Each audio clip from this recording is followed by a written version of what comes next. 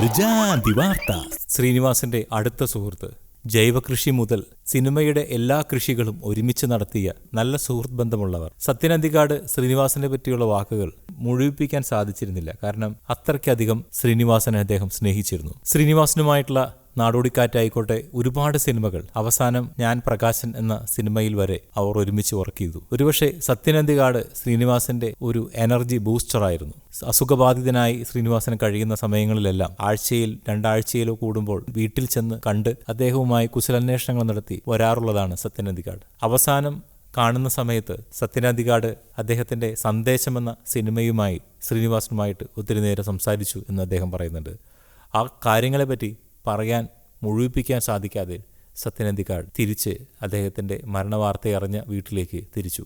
സത്യനന്തിക്കാട് കൂട്ടുകെട്ട് മലയാള സിനിമയുടെ ഒരു സുവർണ കാലമായിരുന്നു.